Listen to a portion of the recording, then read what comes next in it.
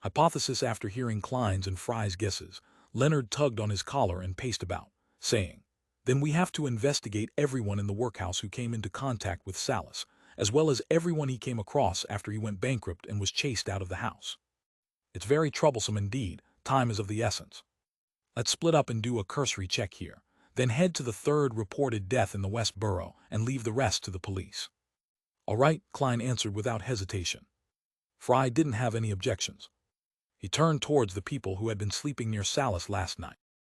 Klein was about to find someone to question when he suddenly saw Leonard shooting looks at him. He was motioning at the side hall of the workhouse with his chin. "What does he want?" Klein was a little lost. He acted as though nothing had happened and strolled around the hall, then followed Leonard into the side hall while Fry was distracted. They made their way through the partition to a silent corner which had no one else around. "Do you have a hypothesis?" Leonard suddenly said, stopping in front of a shattered window. Klein looked around in confusion.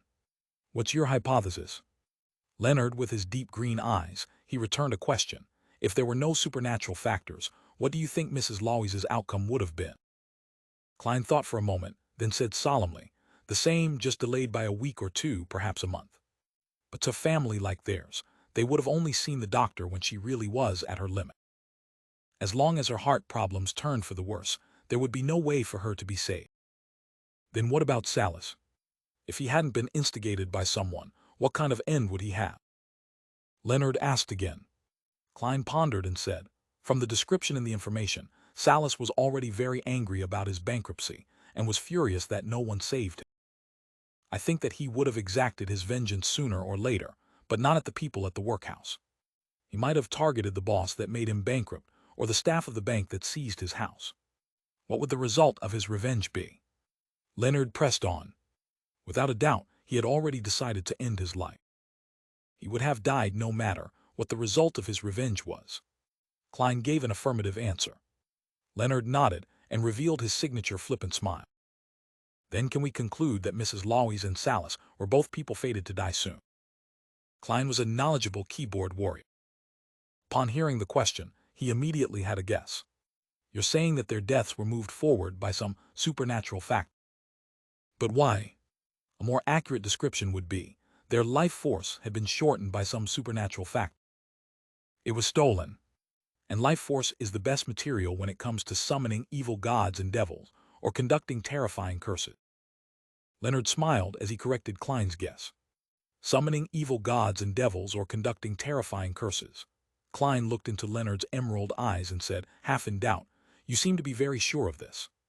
But for the time being, our investigation sample is only at 2. Leonard laughed cynically. "Klein, there's no need for any pretense between us.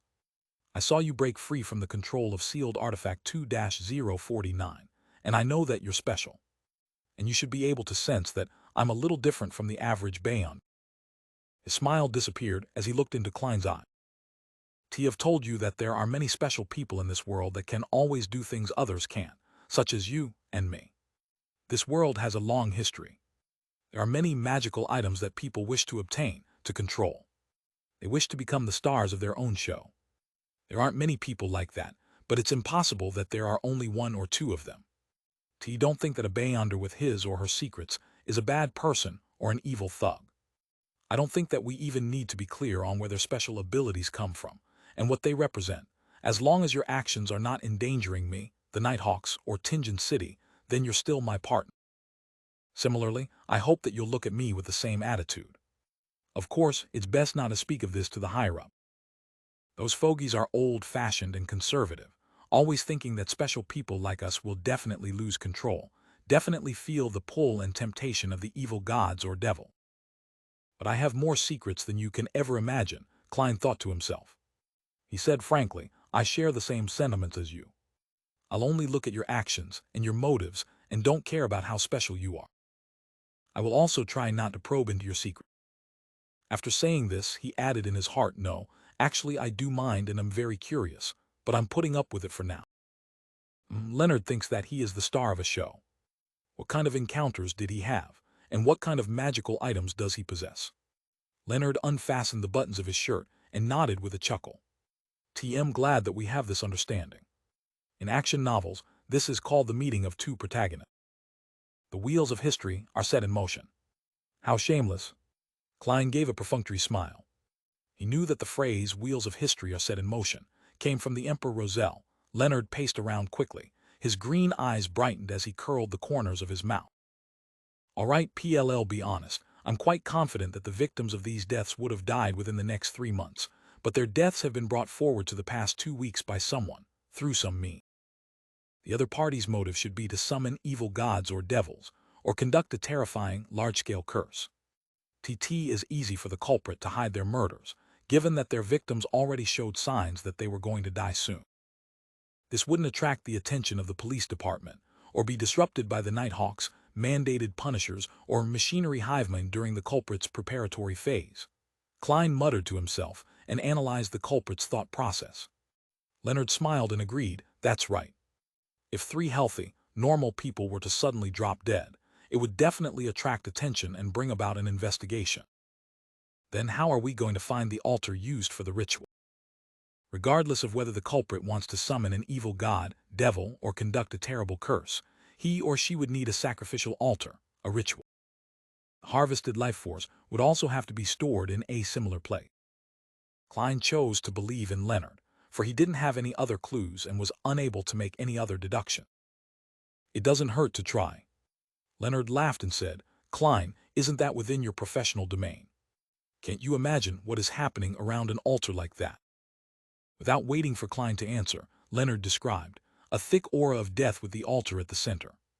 There wouldn't be any living things other than the person conducting the ritual in a 10-meter radius. The surrounding temperature would be at least 5 degrees lower than the average temperature, with a cold wind blowing past it continuously, and the stolen life force of Mrs. Lowies and the rest will remain within the altar, sealed by a wall of spirituality. Having said that, he looked at Klein and teased, I think that you would be able to divine roughly where an altar with the following qualities would be. Klein frowned slightly and replied solemnly, as long as it's within Tingen City. Furthermore, I would need a quiet place where I wouldn't be disturbed. My house, for example. I would also need the personal belongings of Mrs. Lowies and the rest, as well. Klein's heart also skipped a beat. He felt that Leonard was a little too knowledgeable in the dark arts. No problem. Leonard laughed. He suddenly stepped past Klein and walked toward the hall, not saying anything more. That man sure has a unique style, Klein cursed in his heart and followed. When Leonard found Fry seriously taking notes, he put on a serious tone and said, I have a hypothesis and was hoping that Klein would give it a try. What hypothesis? Fry asked, appearing cold. I'll tell you if there is a result. I don't want to be laughed at by Rosin and the rest. Leonard gave a whimsical excuse and changed the subject. Fry didn't ask any further. He acted according to the instructions and obtained Salas's and Mrs. Lowies' personal belongings from the nearby police station, then met his partners at Klein's house. Wait in the living room and don't let anybody disturb me. Klein took out his pocket watch and looked at the time. It was about 6 now. Melissa might come back at any time. You can trust us. Leonard put his hands on his hips and paced around the living room. Fry sat silently on the sofa. Does Leonard have ADHD? Klein pouted and went to his room on the 2nd floor. He locked the door and sealed the room with a wall of spirituality. After which, he set up an altar and asked for the help of the goddess, eliminating any disturbances. Then Klein wrote a divination statement on a piece of paper. The position of the altar. He gave a sweeping statement to prevent himself from missing out on any information. Grabbing the piece of paper and the belongings of the dead, Klein laid down on his bed. He first recalled the scene Leonard described, then silently recited the statement 7 times.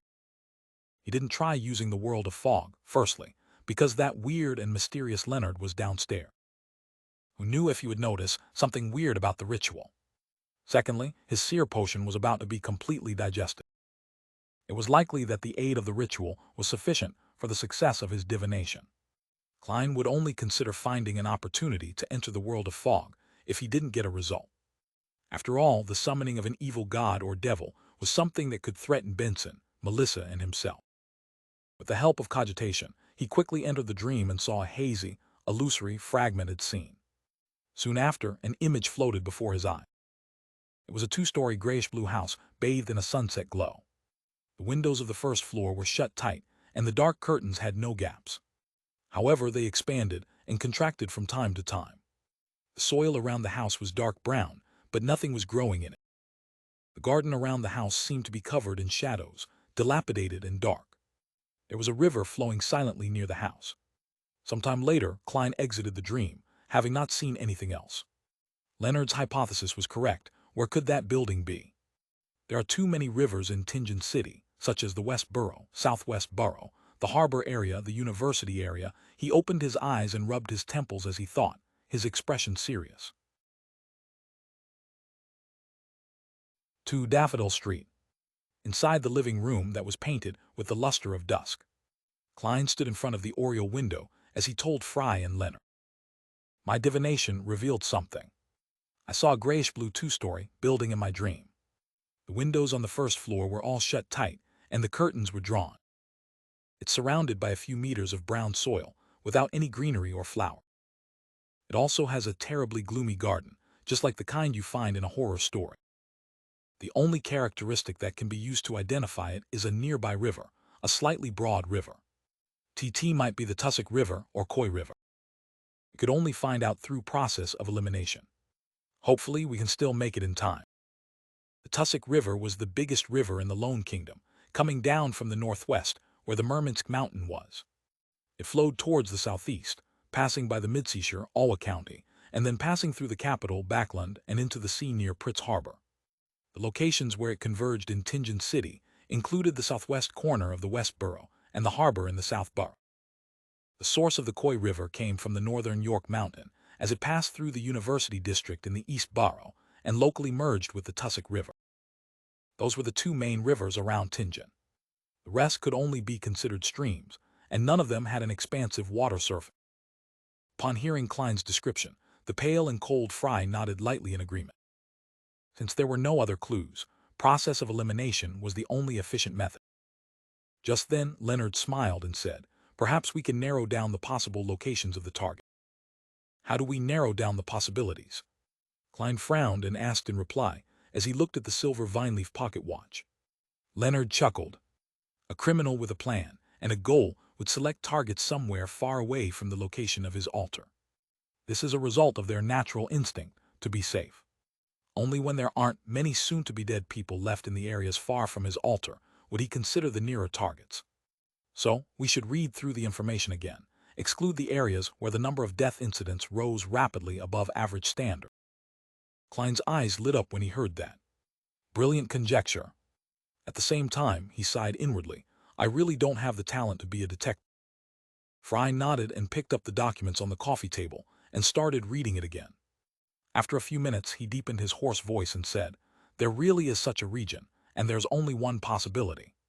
"Which area?" Klein asked. Fry passed the thick stack of information to Leonard, who was next to him. He pursed his thin lips and said, "West Borough." "It's the West Borough." Klein clenched his fist and immediately suggested, "Then, let's search the southwestern area of West Borough." "That area isn't huge."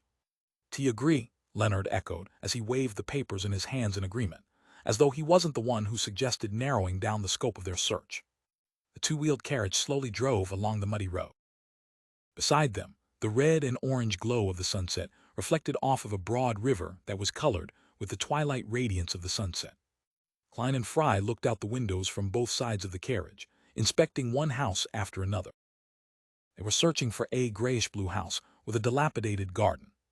If possible, they would take note if the curtains on the first floor was drawn. Leonard leisurely sat in his original spot, leaning against the wall of the carriage as he hummed a popular local tune. The dim scenery flew past, and Klein caught sight of a grayish-blue 2-story building from the corner of his eye. In front of the building was a gloomy garden that appeared in ruin. "Found it," Klein said while suppressing his voice. Before he finished his sentence, Fry and Leonard squeezed over to look out the window. There was almost no space between them. As the carriage drew closer to the building, the dark curtains that were drawn on the first floor appeared before the 3 Nighthawks' eyes. Klein didn't even need to divine whether they had the right building. He was completely certain that it was the building that he saw in his dream. That was where the evil altar was set up.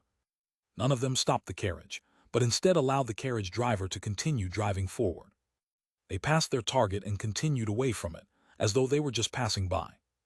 When they could no longer see the building when they turned around, Leonard told the driver to stop the carriage. Klein, return to Zoutelen Street in this carriage, and tell the captain to come here for assistance. Leonard snapped his fingers and smirked at his teammate. Is he thinking of me as a rookie, and that I shouldn't be involved in such a dangerous mission? This fellow is still quite a nice guy. Klein was stunned as he realized what Leonard meant. Fry nodded in agreement. You just started combat training, and your job is a support role. I know, and a person who could kill so many in order to hold a ritual won't be an easy opponent. Only the captain could make this situation less terrifying. Klein took a breath and agreed rationally. He looked at Leonard, then at Fry before forcing a smile and said, Be careful. Don't worry, I cherish my life a lot. Until the captain arrives, we'll only keep watch and we won't get close. Leonard smiled. Fry didn't say anything, but only picked up his suitcase. Klein was quiet for a while. He then took out a copper penny and said, Let me divine once for you. He chanted, What will happen here will lead to a good outcome. He flipped the coin at the same time. His eyes turned dark. Dang! The coin flipped into the air, then landed firmly in Klein's palm. Klein looked and saw it was the king's head. He immediately let out a breath of relief. TT's only a blurry symbol, so there are other interpretations.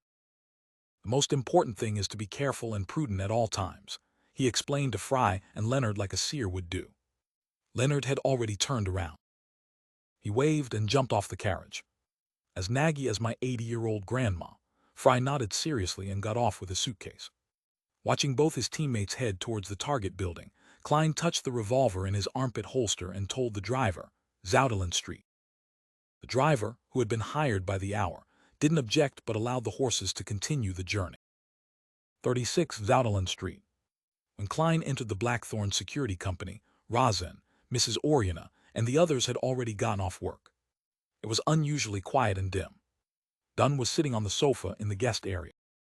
The gas lamp was unlit, and he seemed to blend into the darkness in his black windbreak. Found any clues? Klein, who was searching for the captain, was given a shock by Dunn's deep voice. Klein quickly turned around and looked into Dunn's gray eyes as he said, Yes, we. He quickly told him about Leonard's bold hypothesis, his confirmation via divination, and the subsequent discovery of the house. As for Leonard's confidence and the uniqueness that Leonard had discussed, they were unimportant and obviously not worth mentioning. Dunn cut in from time to time. When the briefing ended, he abruptly stood up and walked towards the door. When he was almost down the stairs, he turned around and said, I almost forgot, you stay here just in case there are any emergencies here. All right. Klein nodded solemnly. At that very moment, other than Kenley who was on duty guarding Channy's gate, the other Nighthawks were busy in the field. Dunn Smith ran down a few steps and suddenly stopped. As he put on his hat, he shouted at Klein through the door, Lock the door and follow me. Hef, we won't need you to join the battle. First, you can get a sense of the atmosphere, and second, we might require the assistance of ritualistic magic during the final search or inspection.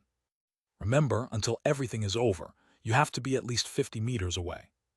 You cannot get close to the building. Klein was stunned and nodded firmly. All right. The sun sank beneath the horizon, and the surging Tussock River turned eerie and dark. Dark clouds obscured the crimson moon, making the grayish-blue two-story building look like a monster hidden in the shadow. The garden before the building was extremely quiet. It was as though it didn't have any insects, nor any other forms of life.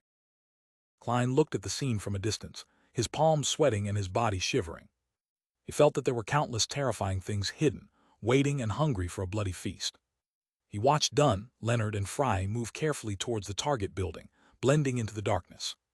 On the second floor of the grayish-blue building, in the bedroom without any lights, a gentle and sweet young maiden with a round face was seated before her dressing table, looking carefully at her face after the complicated skin-care routine she had just completed.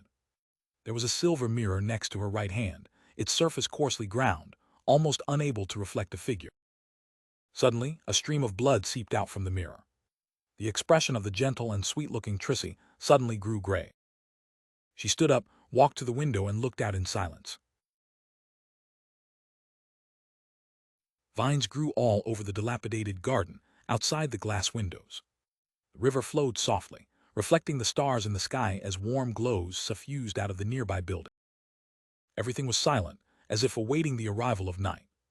Tracy, who had ordinary features which combined to make her look surprisingly beautiful, retracted her gaze and walked quickly towards the clothes rack to retrieve a long black robe fitted with a hood. She quickly put the robe on, fastened the buttons and belt before pulling the hood over her head, transforming herself into an assassin. Tracy raised her right hand and swiped her face, immediately turning her appearance under the hood blurry. Right on the heels of that, she grabbed a handful of shimmering powder from the hidden pouch near her waist and scattered it over herself while reciting an incantation. Tracy's figure started to disappear bit by bit, her outline vanishing like how pencil marks were being erased by an eraser. She silently left the bedroom after completing her concealment spell. She moved to the opposite room and then opened the non-grilled window. With a light leap, Tracy stood on the windowsill and looked over the grassy plains to the back of the building. She looked down at the steel fence that had seemingly fused with the night. There she saw corpse collector Fry, who was silently making his way over the fence. She took in a deep breath and fluttered down like a feather, stepping onto the grassy field without a sound. Fry, who was wearing a black windbreaker, cautiously surveyed the surroundings with his custom revolver in his hand, seeking out vengeful spirits or evil spirits that might appear. He could see such entities directly. Tracy approached Fry silently, made her way behind him. It was unknown when a dagger smeared with black paint appeared in her hand. Poof! She struck quickly, plunging the dagger into Fry's lower back. But at this moment, the scene in front of her shattered, as if everything was an illusion. Tracy realized that she was still standing on the windowsill, still looking over the grassy field and the steel fence. Except this time around, it wasn't only corpse collector Fry who was standing outside the fence. There was also Leonard Mitchell, who was aiming straight at the windowsill, as well as Dunn Smith. The captain of the Nighthawks was hunched over as he pressed down on his glabella, his eyes closed as formless ripples spread outwards from it. Tracy's pupils constricted. She understood that everything that had happened was just a dream. She had fallen asleep unknowingly. Bang! Bang! Bang! Leonard and Fry fired 3 shots, accurately hitting the invisible target who was still waking up from her reverie. Crack! Tracy's figure started to appear, first cracking, then completely shattering into fragments of a rough silver mirror. Inside the building, Tracy, who had used a substitution spell, turned around to escape. She followed the corridor and the steps, sprinting all the way to the first floor. Whoosh! A cold, sinister wind blew across the first floor, one that could freeze a person. Formless, transparent figures were numbly pacing around every corner of the building in a day. Tracy, who had lost her concealment, felt her temperature drop every time she passed through the spirits. She could no longer control her shivers when she finally reached the sacrificial altar. The altar was a round table, with a figurine of a deity carved out of bone placed in the center. This figurine was about the size of a grown man's head, with only a mere indication of her eyes, but the figure was that of a beautiful woman. Her hair extended from her head to her heels, each strand clear and thick, as if they were poisonous snakes or tentacles. There was only one eye situated at the tip of every strand of hair, some closed, others open. There were many puppets strewn around the figurine. The craftsmanship of the puppets was crude. Names and relevant information were written on the puppets, for example, Joyce Mayer. There were 3 candles on the table, flickering with a yellowish-green flame despite the cold, sinister wind. Tracy bowed at the deity's figurine and quickly recited her incantation. She then pushed away the puppets and extinguished the flames of the candles before picking the figurine up. Whoosh! The winds howled fiercely as they shook the closed windows violently. Clank! Creak! Shards of glass flew around in all directions. Fry, who had just made his way to the other side of the building, didn't dare to barge into the sacrificial altar recklessly. He shivered, feeling his blood turn cold and frosty. It was making his actions visibly slower. Suddenly, he felt tightness around his heels, as though they had been grabbed by something invisible. An accentuated sense of coldness spread upwards from the point of contact. Sequence 9 Bay Under would have turned completely numb by now. But as a corpse collector, Fry was no stranger to such situations. He turned his revolver to the side of his heels and pulled the trigger. It was as if he could see who the enemy was, and exactly where it was. Bang! A silver demon-hunting bullet pierced the air, causing a shrill howl in response. The formless figure dissipated, and Fry regained his ability to move. Elsewhere, Dunn Smith, who wanted to reach the second floor by avoiding a frontal assault on the altar, was similarly affected by the cold wind. His body froze as he stopped right outside a shattered window. Whoosh! The curtains behind the window lifted suddenly and engulfed Dunn, as if a monster had just opened its mouth to devour its prey. The curtain wrapped around Dunn's head, seeming to have been imbued with life. Dunn's facial features began to press through the constricting cloth. Dunn, who was about to be suffocated, stomped down with both feet. He straightened his knees and twisted his waist, loosening the curtain's grip with raw strength alone. He grabbed a corner of the curtain around his head with his left hand and yanked it away before tossing it toward the ground. Bang! He fired a shot at the other half of the curtain behind the window, stopping it from attempting another assault on him. The curtain stopped immediately as a dark red liquid oozed out from it. Whoosh! On the field, Leonard Mitchell was reciting his poems, and was also hit by the cold, sinister winds infused with the intense sensation of death. His teeth chattered, making it hard for him to enunciate his poem. The messy weeds in the garden suddenly extended, wrapping themselves around his heel. A black shadow hurled itself at him, along with the violent winds. Leonard, whose body had become rigid, failed to fire in time. He could only pull back his shoulder and raise his arm. Thud! The black shadow smashed into his forearm, the thorns on its body piercing his skin. It was a pretty bright red flower, its origins unknown. In pain, Leonard tossed aside the flower dyed with his blood. Bang! He fired a shot at the spreading vines, causing dark red liquid to ooze out. Taboo! Taboo! Taboo! Leonard quickened his pace and charged towards the shattered window on the first floor, where the altar was situated behind. The vines retracted abruptly from where he had previously stood, as if hiding from something invisible. Chrissy took advantage of the chaos created by destroying the altar and a suspension-style ritual to conceal herself once again. She managed to fool the spirit visions of the Nighthawks and escape the pincer attack before making her way to a spot behind the three Nighthawks. She extended her right hand, immediately causing a cold wind to blow. It carried the flower dyed, with Leonard's blood right into her palm. Trissy did not stop. With the flower in hand, she nimbly made her way over the steel fence and escaped in the direction of the Tussock River. Leonard, who had just entered the first level, turned his head abruptly, as though he was listening to something. His expression changed. He frantically pulled up his sleeve and looked at the wound caused by the flower. With his constitution, the wound had already stopped bleeding. There was only some red swelling that remained. Leonard's expression became grim. He pinched his left index finger and pulled his fingernail straight out. His face contorted in pain, but he did not pause. As he recited something silently, he sliced open the coagulated wound with the fingernail. When the fingernail was dyed with his dark red blood, he pulled out a few strands of hair from his scalp and wrapped the fingernail with his hair. Beside the Tussock River, Trissy slowed down. She shot her gaze toward the flower in her hand. She was chanting something as a ball of black, illusory fire suddenly appeared in her palm. The flames enveloped the flower, burning it to ashes. After completing this, Trissy jumped into the river and submerged herself. At the same time, Leonard tossed the blood-stained fingernail wrapped in his hair to the corner. He saw it burn and release a foul stench. The fingernail and hair disappeared quickly, leaving only some dust behind. Leonard heaved a sigh of relief. He entered the first level through the window and said to Dunn and Fry, who were destroying the altar, "The target has escaped. But it's all right, our primary objective was to stop the ritual." Dunn sighed and looked at the puppets on the table. She was very cautious and very powerful. She sensed us approaching her ahead of time. Otherwise, she should be at the very least a sequence 7 beyond. Give Klein the signal. Ask him to come over. Through the brief interaction in the dream, he had determined that the enemy was female. Where Klein was hidden in the shadows of a building, dozens of meters away from the target building. He heard the faint sound of gunshots and the howling of violent wind. If the enemy runs towards me, should I draw my gun or should I pretend that I didn't see him? He thought as he shivered in cold sweat. A beyonder that could, through various means, cut short the lives of others definitely wasn't a sequence 9 or sequence 8 beyonder. They certainly wouldn't be someone that a seer like him could fight against face to face. Even if he sacrificed himself, he might not be able to slow the target down enough for Dunn and Leonard to catch up with him. It was fortunate that the Evernight goddess, the mistress of disaster, seemed to hear her loyal guard's prayer.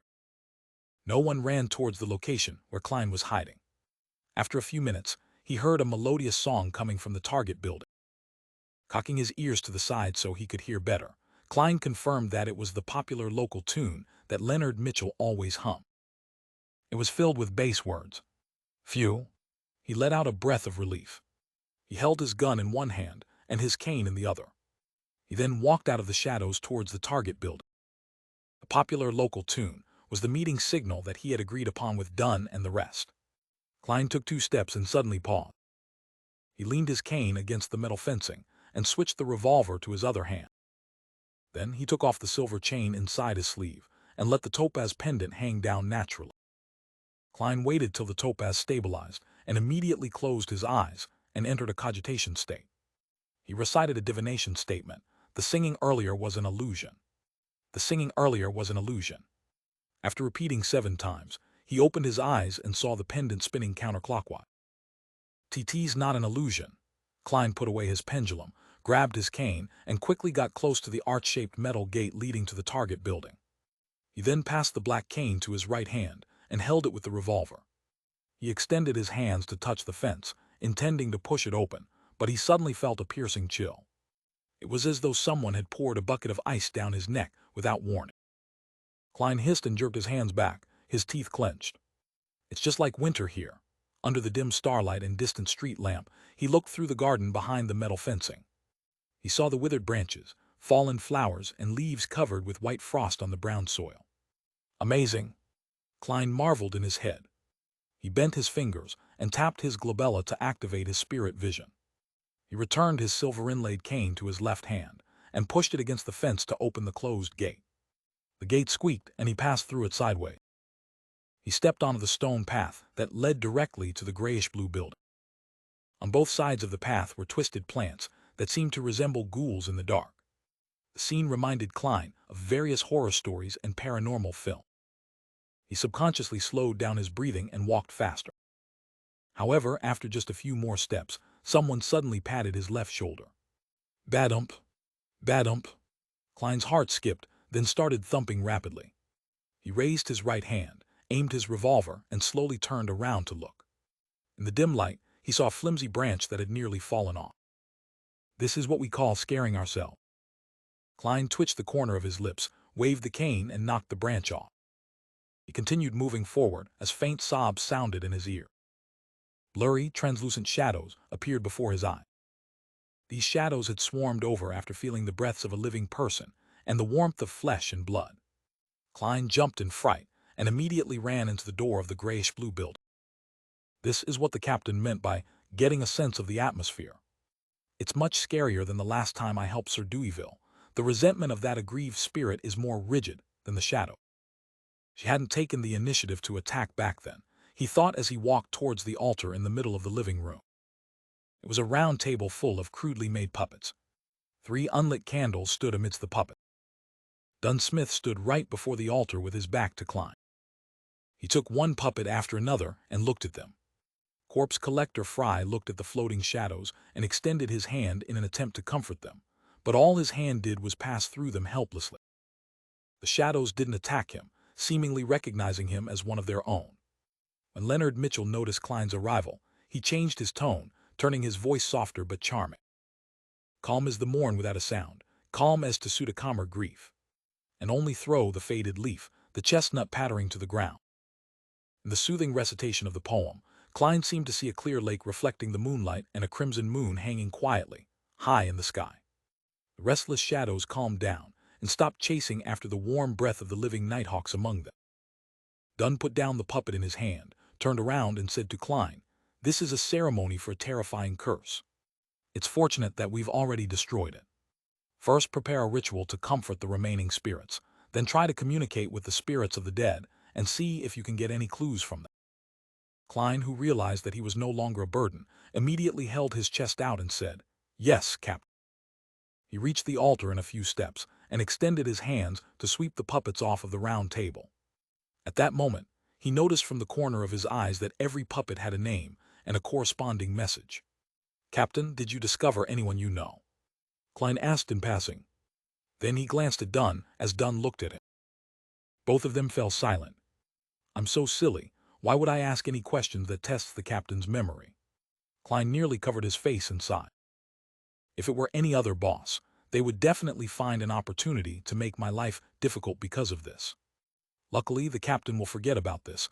I wonder if that's an advantage or a disadvantage. He thought, half glad, half joking. After a short silence, Dunn seemed to finally be capable of differentiating reality from the dream world. He replied, "There's someone you know." "Who?" Klein stopped, his hand still extended to put a candle back to where it was supposed to be. "Joyce Mayer, the survivor of the Alfalfa tragedy," Dunn replied simply. Joyce Mayer. On his fiancée, Klein suddenly thought of Salas in the workhouse. He seemed to have been instigated and misled by someone, causing him to bring forward his rage and committing arson. Klein retracted his right hand and said in a deep voice, "Instigator Triss."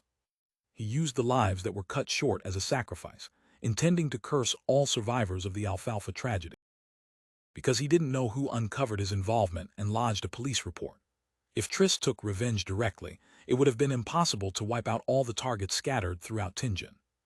After 2 or 3 murders, he would have been noticed by the Nighthawks, mandated punishers, and the machinery hive. Then he would have lost his chance to continue his murdering spree. Klein filled in the blanks of why Triss had started all this. Dunn nodded first, then he shook his head. Not all survivors, but only survivors in Tingen. His curse ritual can only affect the people within this range. Besides, the host of the ritual is a female, not Triss. Klein creased his eyebrows and asked, "Perhaps it's an expert that the Theosophy Order sent to help Triss." "Yes, the origins of the Theosophy Order might involve the Demoness sect. It's fairly normal for their experts to be female." Dunn smiled and said in his deep voice, "I agree with your judgment. Although we only encountered that woman and not Triss, there are guesses that we can make. Such as, the woman and Triss don't stay together. Or that Triss was out looking for people who are dying soon." Klein didn't say anything further. He set the 3 candles in place, took out the full moon essence oil, crimson sandalwood, and other ingredients, and set up the altar quickly. After he used a silver dagger to make a sealed wall, he started praying to the Evernight goddess, the mistress of calm and silence. He prayed that the shadows inside and outside the house would be comforted completely.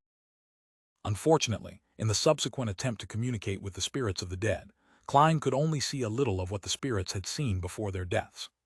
There weren't any useful clues. After settling the shadows into a peaceful sleep in the dark night, he ended the ceremony and removed the spirituality wall. He then shook his head and told the others. The backlash from the disrupted ritual caused severe damage, and the remnant images of the host were lost. Dunn wasn't surprised. He pointed at the stairs and said, "Let's look around on the 2nd floor and give it another try." "Okay." Klein, Leonard, and Fry nodded in agreement. The 3 Nighthawks went up the stairs to the 2nd floor and parted ways to search through each room. In the end, they met in a bedroom that was filled with a faint aroma. They saw messy dresses lying around and open boxes. Dunn took up a box from the dressing table and smelled it before asking, "Are these cosmetics?" "To be exact, they are skin care products. Ever since Emperor Roselle, they were not lumped together with a broad term," Leonard explained with a smile. "Captain, as a gentleman, there are certain things you have to know." Klein didn't join their discussion, but cast his gaze towards the mirror on the dressing table. There was an obvious crack on the mirror, and there were shattered pieces on the rug beneath. The Beyonder left in a rush. "She didn't destroy it entirely," he suddenly said in a deep voice. "Maybe I could give this a try." "T'll leave it to you," Dunn replied in confidence. Klein quickly brought the candles up from the 1st floor and lit them in front of the shattered mirror. Under the dim, flickering candlelight, he took out the items like full moon essence to create a spirituality wall. After Klein prepared everything, he stood before the mirror that reflected the lights of all 3 candles and chanted in Hermes, "T pray for the power of the dark night. T pray for the power of the mystery. T pray for the goddess's loving grace. T pray for the mirror to receive a brief restoration. I pray for it to show every person that it reflected in the past month." As the incantation was being recited, a strong wind suddenly howled within the spirituality wall. The shattered pieces of the mirror swirled off the ground and returned to their original location.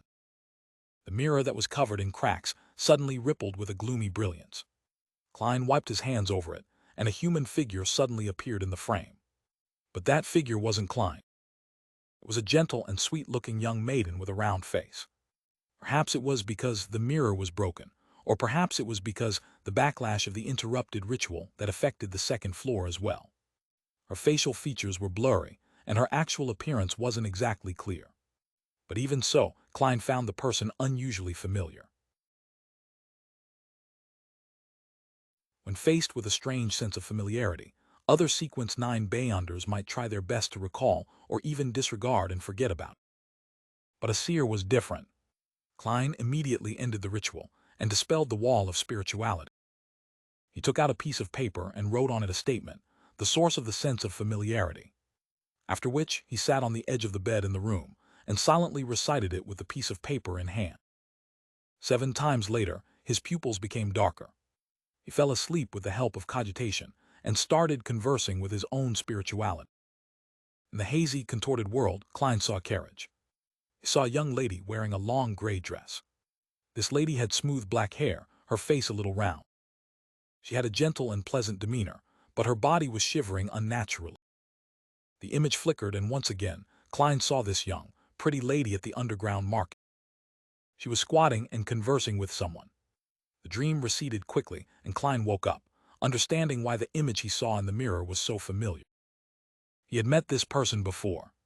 The first time was at Daffodil Street, in the district near Iron Cross Street. The captain and the rest were chasing down instigator Triss that night. There must be a connection. Klein thought for a few seconds, then set up the ritual once again. He asked for the help of the goddess to sketch the portrait of the enemy in his memory. Dunn and the rest had been waiting silently, without interrupting Klein unnecessarily. Only when he was done sketching did they crowd over and inspect the portrait. "You met her before?" Dunn asked. Klein nodded slightly and answered simply, "Yes. I saw her at the public carriage stop on Daffodil Street the night when you were going after the instigator. It was in the district near Iron Cross Street." "Then there's a good chance that she was the enemy just now. The partner of the instigator." Dunn nodded in thought. Leonard suddenly chimed in. "Don't any of you feel that this portrait is very familiar? She looks a lot like instigator Triss." Klein froze, immediately casting his gaze at the portrait again and studying it carefully. "Yeah, they look very similar indeed. Round face, narrow eyes, gentle demeanor." The more he looked at the portrait, the more he felt that what Leonard said made sense.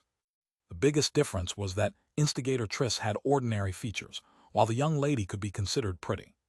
Klein raised his head and looked at Leonard, noticing that he was signaling something to him by raising his brow.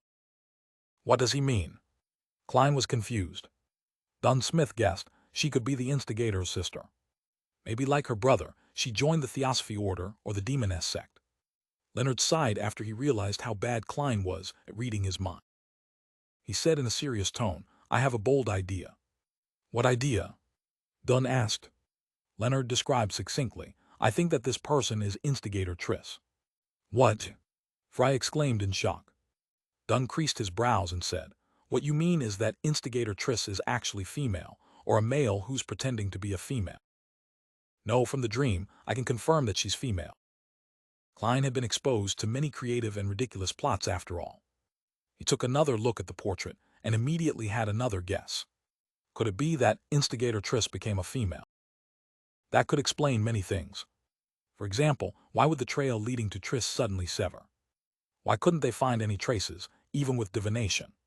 Perhaps because there was a fundamental change to their target. The only question was how he could change into a woman in such a short span of time. And it appeared to be rather simple. He had pretty decent looks after his transformation even. I mean, to be honest, she's pretty attractive, Klein thought, distracted. Leonard nodded in relief. "Yes, that's my theory. This can perfectly explain why instigator Triss had seemed to vanish. It also fits with the strange fact that the upper echelons of the Demoness sect are all female." Dunn and Fry were momentarily at a loss for words. Even though they had seen many monsters and wondrous things, it was their first time dealing with a transformation like this. "What you mean is that there are a considerable number of women in the upper echelons of the Demoness sect that used to be men?" Dunn asked. He didn't wait for an answer before saying, "That could be possible. Perhaps it's the unique characteristic of their potion." Klein shivered a little as he listened. He felt that the potion of the Demoness sect was a trap. Let's hope that a similar potion doesn't exist in the pathway of the seer. No, definitely not. That is the pathway of the demoness. Even the name of the potion sounds wrong. But I still don't know what the corresponding sequence one to seer is. Klein subconsciously started praying to the goddess. Can potions accomplish such a thing? Fry asked with a little disbelief. Leonard laughed and threw up his hands. Even a mid to low sequence potion can cause unimaginable changes. After all, they all originated from the creator. Dunn turned to look at Klein. Try to divine where the target will appear next. All right. Klein went over to the pile of dresses and picked out one with mixed emotion. He spread it over the carpet. He held his cane over the dress and recalled the target's features and relevant information. He then began to recite in his heart. Trissy's whereabouts, Trissy's whereabouts. 7 times later, Klein's pupils turned from brown to black. Wind started to blow around him. His left hand released his cane, allowing the black cane to wobble. Despite the shaking, the cane failed to fall. It stood tall in its original position. There's an interference, Klein said with a deep tone. Interference implies that our assumptions are correct.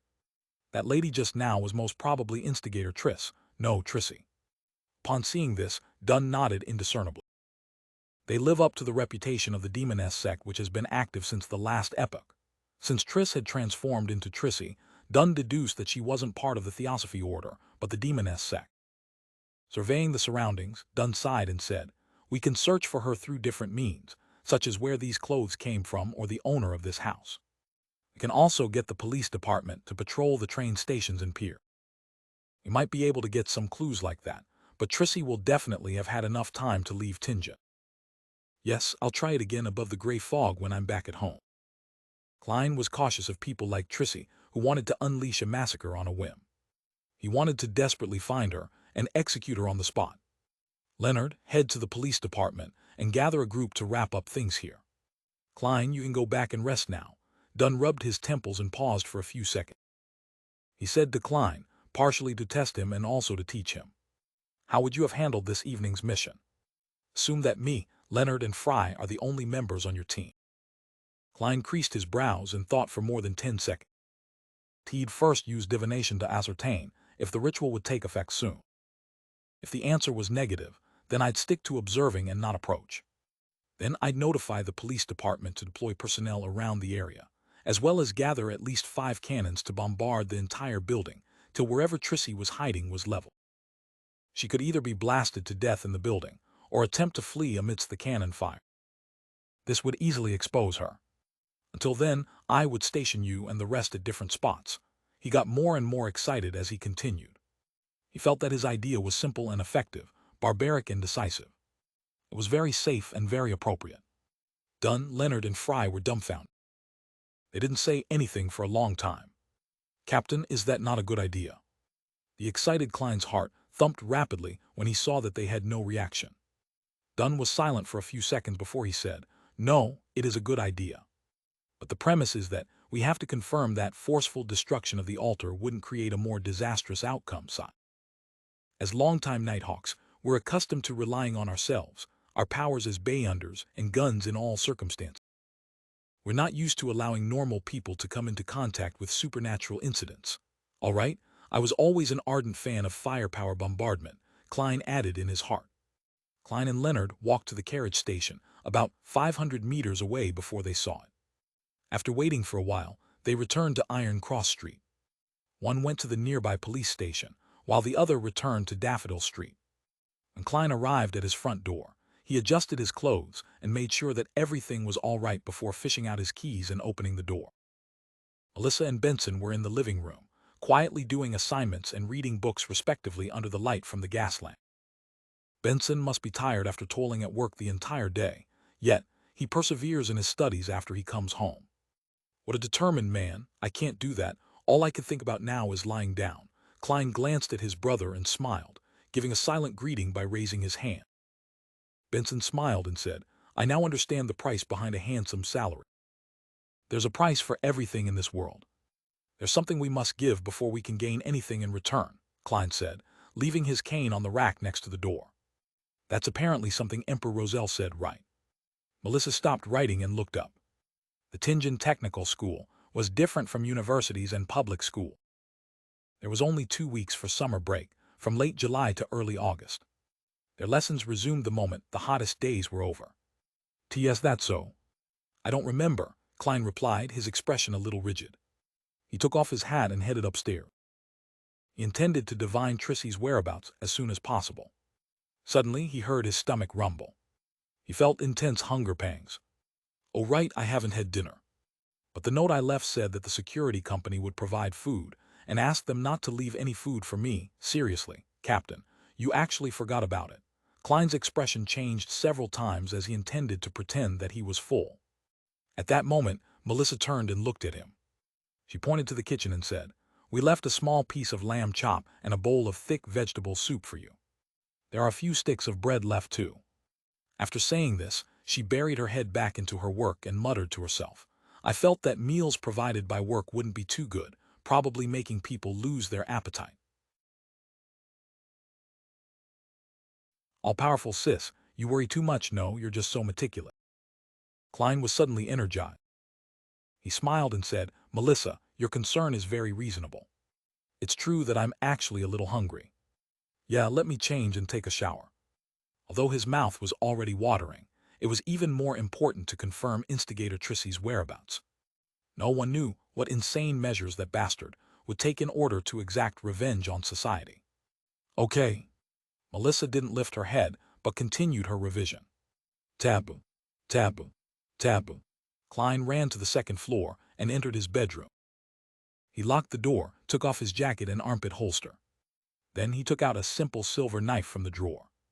After sealing his room with a spirituality wall, he took a breath, steadied his emotions, and walked 4 steps counterclockwise. After the usual incantation, Klein appeared once again in the lofty palace above the gray fog. He was getting used to the mad raving that he heard during the transportation process. Having completed a few rituals that day, he massaged his temples as he was slightly tired. He willed a piece of brown goatskin to appear on the long bronze table. Klein thought seriously, then wrote down the divination statement, Trissy's whereabouts. He wasn't sure if the name was written correctly, but he could use the girl's appearance and other detailed information as a guide as well. He held the goatskin and leaned back into the chair. He recalled the things related to Trissy in his head, then recited the divination statement 7 times. He emptied his mind, closed his eyes, and entered a dream state with the aid of cogitation. In the illusory scene amidst the fog, he saw a steam engine that spurted dense smoke and sparks. He also saw the rows of leather seats in a clean train carriage. The gentle and sweet-looking Trissy with her round face and long eyes sat near a window. There was a checkered fishnet hat on the table before her. Klein made repeated attempts to confirm the train number, but he failed to discern it. Soon he couldn't stand the pressure and left his dream. The long bronze table and illusory crimson stars appeared before his eyes again. He could only confirm that Trissy took the steam locomotive and left Tianjin. There weren't any more clues, sigh. It seems like this mysterious space only helps me eliminate interferences, but it doesn't do much to enhance the standard of my divinations. Klein wrapped the edge of the table and thought about his next step. Through the divination, he could be entirely certain that the target had once been instigator Triss. The new Trissy, however, was already fleeing Tianjin. Given the circumstances, he didn't think his new divination would help Dunn. Klein quickly made a decision. Captain already said that he would send a telegram to Backland, Enmat Harbor, and other main stops along the railway, so that Trissy will be placed on the wanted list throughout the country. I won't report the divination result then, in case it would draw suspicion towards me. Klein quickly made up his mind, because, regardless of his warning, Dunn was already using the most appropriate measures to follow up on the matter. Since he couldn't see the train number in the dream divination, using the spirit pendulum and other methods would be equally ineffective, even if he attempted to do so by process of elimination. It was just like the situation with the red chimney. At that moment, he felt mentally drained, so he didn't stay above the gray fog any longer but enveloped himself with his spirituality and simulated the feeling of falling. When he returned to his room, his mind was filled with the thought of tasty, glistening mutton. "Tea must add some fennel," praised the lady. Klein swallowed his saliva, swiftly removed the spirituality wall, and opened his door. The next morning at 20 minutes to 9, he entered the Blackthorn Security Company with his cane in hand. "Good morning, Klein. I have good news." Rosin waved her hands excitedly from behind the reception desk. Klein's eyes lit up as he asked, "We caught Trissy." "Trissy? Who is she?" The green-dressed Rosin looked lost. "You probably don't know her. What's the good news?" Klein redirected the topic. Rosin replied with a glowing smile, "The captain's request has been approved. The police department is going to transfer 2 police staff members who have come across supernatural incidents to be clerks here. I finally don't need to frequently stay up all night." "Praise the lady." "That's great news," Klein echoed sincerely. After exchanging a few more pleasantries with Rosin, he went through the partition and went underground. He planned to continue with his mysticism lesson. When he passed the captain's office and the Nighthawk's entertainment room, he popped his head in and looked around. He saw that Dunn, Leonard, and the rest were still there. It meant that the search and elimination investigation the night before had failed to return anything worthwhile. The rest would be handed over to the police department so that they could take care of the tedious follow-up tasks. At first, Klein wanted to chat with the captain to get an update on the situation. But he saw that captain was busy typing telegrams, so he decided not to disturb him. He could ask the captain again at lunch. He went underground by following the stairs and saw the 2 classic gas lamps in their metal racks. He saw the ever-quiet corridor, which was lit up by the light behind the glass. He breathed in the cold but refreshing breeze, took a few steps, and suddenly stopped. He suddenly looked towards the gas lamp, and his eyebrows gradually creased. He had made a crucial mistake. Mistake that could only be made by someone with knowledge from Earth. In his divination above the gray fog the night before, Klein had seen Trissy taking a steam locomotive. Hence, he subconsciously believed that it was something happening at that moment. But this world had yet to invent electric lights or similar equipment. When the sky grew dark, there were almost no steam locomotives in operation that ferried humans. Klein, who was accustomed to trains which operated at night, had instinctively missed out on that fact. In other words, it wasn't something that happened last night. It was a scene from the future, which meant that it was going to happen that day or the day after. Klein's heartstrings tightened and he paced back and forth. Then he went upstairs again. He knocked and opened the door to the entertainment room, and he saw that Leonard was reciting a poem by the window, looking helpless. Klein ignored Kinley, Rial, and Sikatron, who were playing cards. He looked towards Leonard and said, "I have a question for you. Would it be that you want to learn tricks to entertain the ladies?" Leonard teased, putting down selected poems by Roselle. He exited the entertainment room and followed Klein halfway down the stairs that led underground. He then looked into Klein's eyes and said with a chuckle, "It seems like you did a successful divination last night." Klein didn't explain further but said straightforwardly, "I divined that Trissy will leave on a steam locomotive." After their conversation at the workhouse in the West Borough, he didn't mind appearing slightly special before Leonard. "Steam locomotive, the earliest train is at 7 in the morning." Leonard took out his pocket watch from his shirt and flipped it open to take a glance. "No time to waste. I'll tell the captain that I received a reliable tip." He quickly went upstairs and left the Blackthorn Security Company.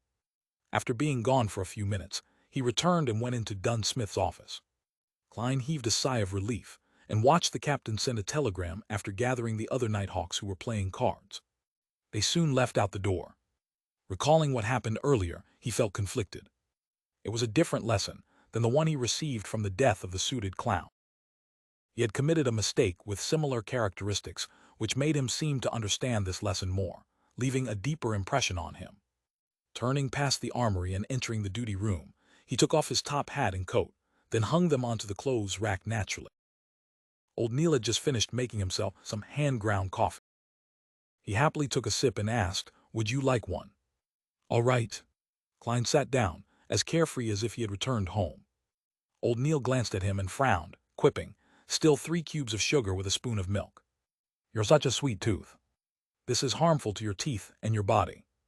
"No, no, no. I only like it sweet when I'm drinking coffee. When I have grilled steak or roasted meat, I prefer rose salt, black pepper, fennel, and other condiments." Klein always believed that he was a fan of all flavors. Old Neil finished the coffee quickly. He pushed it over and said, "Do you want to take a break or start straight away?" "Let me settle down for a few minutes." The captain and the team got a tip about Trissy's whereabouts, and they are on the way to the steam locomotive station. "I wonder what the outcome will be," Klein sighed. Old Neil clicked his tongue and said, Is the tip detailed enough? Are they sure which train it is? No, it's not confirmed, Klein said, pursing his lips. Old Neil suddenly laughed. Under such circumstances, the possibility of failure is much higher than success. Trissy should be a sequence 7 Bayonder, and a Bayonder at that level won't be captured so easily. Hey, don't rely on divination. Divination isn't all-powerful. You'll only obtain symbolic signs, which are very easy to interpret them wrongly or ignore something. Klein recalled the mistake that he made this time and felt melancholic. He nodded sincerely. Yeah, divination isn't all-powerful. After he said that, he sighed. His mind, body, and soul suddenly entered a magical state. He leaned backward slightly, intending to let out a breath. Just then, he suddenly heard an illusory shattering noise in his ear. He felt something dissolving inside him, blending together with his spirit. Klein half closed his eyes and experienced the unique and indescribable feeling in silence. Klein didn't need anyone to tell him that it was a result of the complete digestion of the seer potion. The first town that the Tussock River passed by after it flowed through Tingen City was called Weenia. It was also the first stop from Tingen to Backland for the steam locomotive. On the platform, Trissy changed into a long beige dress and put on a woman's circular hat. Fine fishnet gauze hung down from the edge of her hat, covering half her face. Her appearance became blurry and indiscernible. She had already sent a telegram to her partner in Tingen to remind the other person to be careful. She told them that she had used money she burgled to buy a steam locomotive ticket to Backland. The reason Trissy didn't get on the train from Tingen, but went downstream to Weenia was because she still had her instinct and rich experience as an assassin. Whoa! The train let out a long and sharp whistle as the long metal behemoth chugged to a stop next to the platform while spurting smoke and sparks. Trissy didn't carry any luggage and entered the first cabin. At the same time, she decided to get off the train after 3 stations and enter Backland through other methods. In the basement of St. Selina Cathedral, Klein closed his eyes and leaned backwards in his seat. He took in the complete digestion of the potion, and he faintly saw one illusory star after another. Those stars seemed to share a baffling connection with him, and they seemed to want to lump together and fuse as one. After the indescribable feeling of hunger and thirst receded, Klein returned to normal and stopped having any additional experiences. But my mind feels a lot more relaxed and pure. He opened his eyes in thought.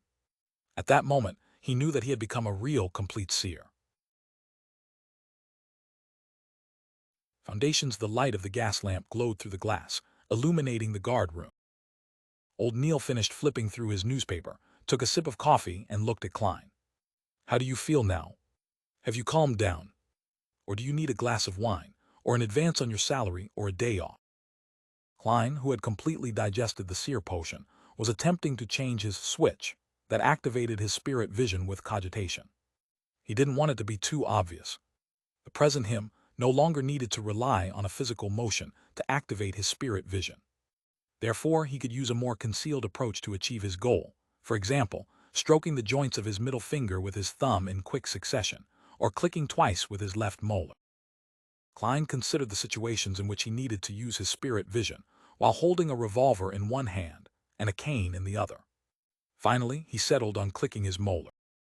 His left molar would be used to activate the spirit vision, and his right molar to deactivate it. After repeatedly suggesting to himself, he completed the chain. He then opened his eyes and smiled. T was merely too concerned about the captain's operation. I don't need to calm myself down. At the same time, he clicked his left molar twice and attempted to activate his spirit vision. He wanted to familiarize himself with this method as quickly as possible. Cough, cough, cough. Old Neil started coughing violently. He coughed till his face turned red, like a cooked lobster. What happened? Klein froze before asking in concern. He scanned Old Neil's aura seriously, only to notice that the colors representing his health were still normal, only a little dull due to his age. Old Neil coughed for nearly 20 seconds before earning respite. He felt for his cup of coffee and slowly took a sip.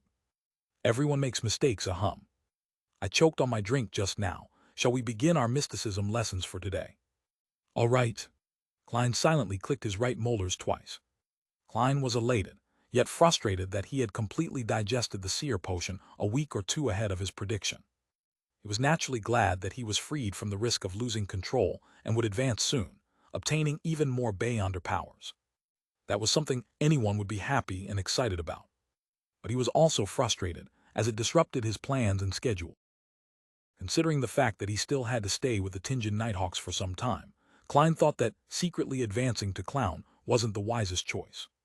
If he did so, he would be constantly worried about being exposed, and he would be unable to use his abilities when there were missions, making it even more dangerous for himself. He planned to learn from spirit medium Dolly and submit an application to the higher-ups. He would use his contributions to obtain the recipe and extraordinary ingredients before officially advancing into a Sequence 8 Nighthawk. But there was a difference between grasping a potion in a month and in a year. Klein could bear the scrutiny of the Holy Cathedral and become a talent for nurturing, but he didn't want the higher-ups to suspect. He needed to find a convincing reason to explain his circumstance. He had planned to use the time before the seer potion was completely digested to lay some foundations with the captain. For example, he would mention that he felt his spirituality become more active whenever he went to the divination club, or pretend to casually describe the laws of a seer that he had derived from helping other people divine their fortune. He could also mention that he didn't hear any voices that he shouldn't be hearing, or see things that are not for his eye. This way, the higher-ups of the Nighthawks would think that he had unintentionally learned something from Dolly when completing his mission, and had done a more thorough job than her.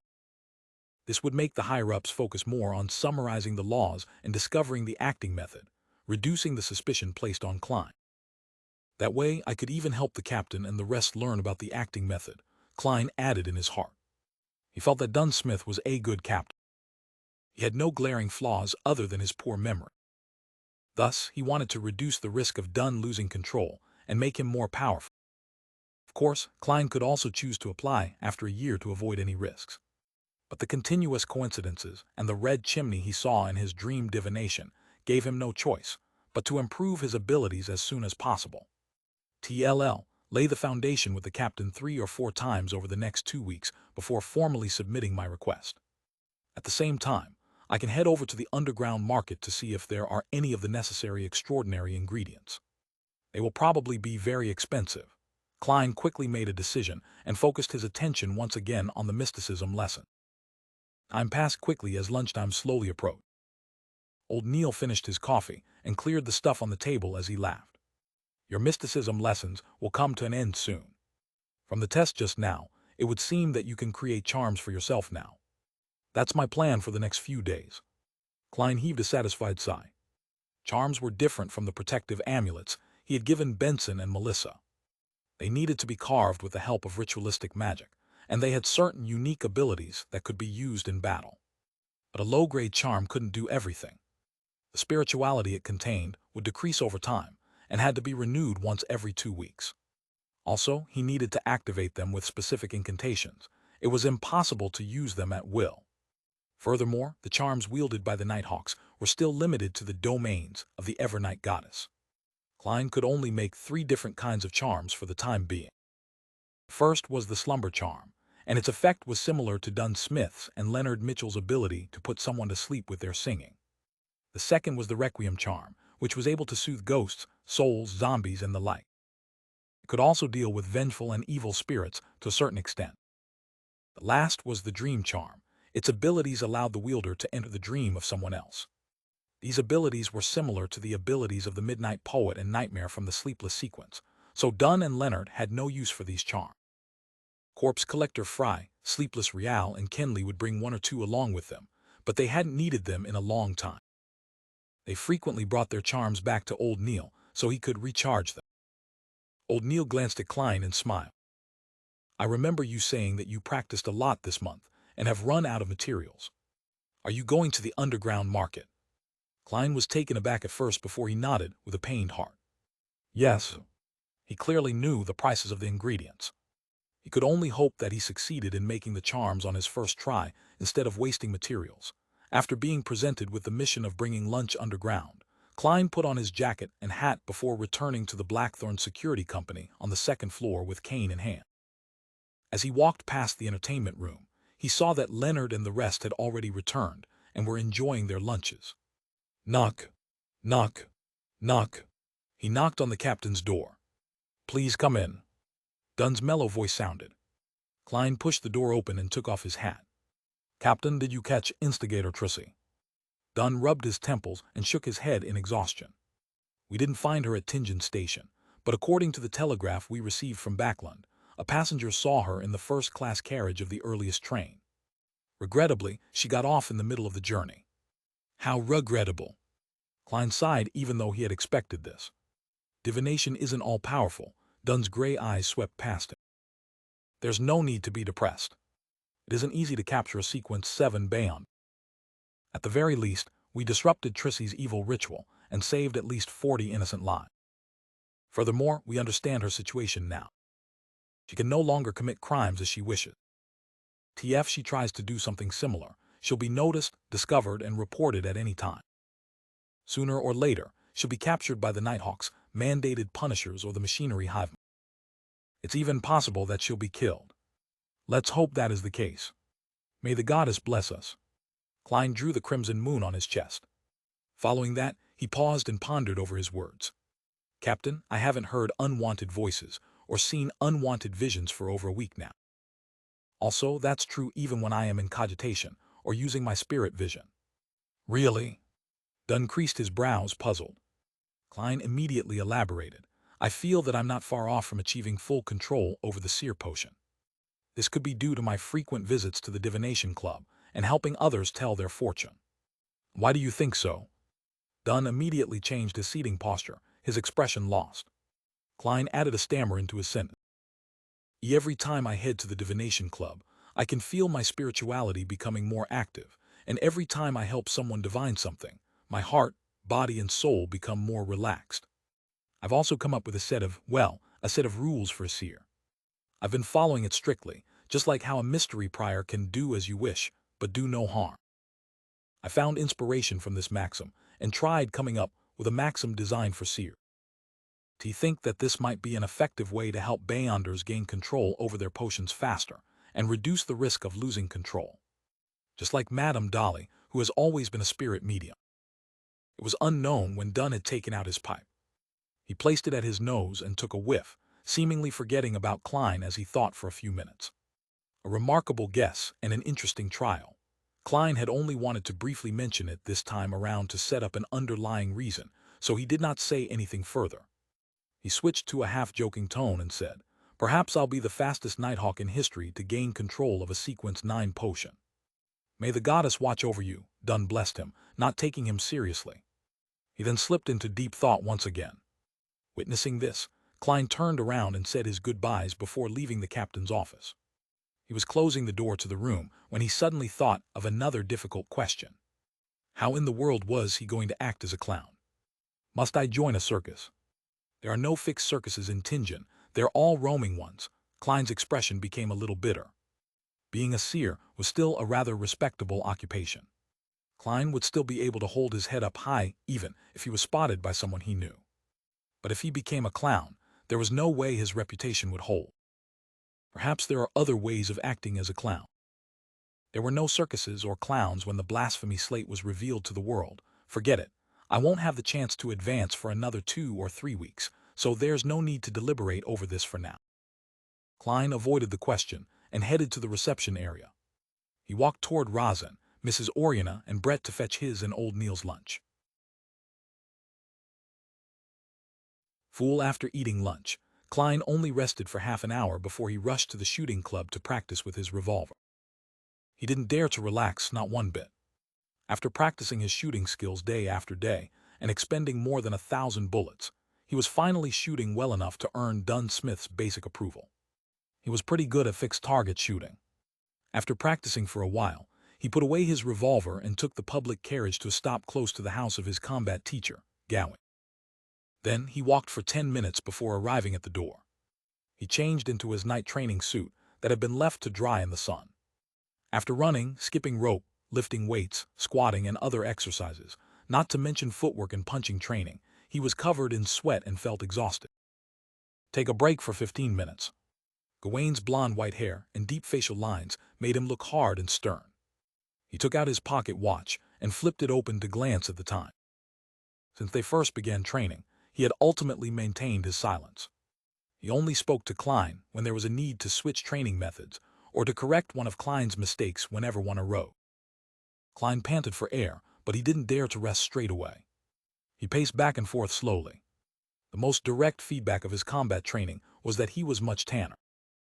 His skin had turned bronze under the sun.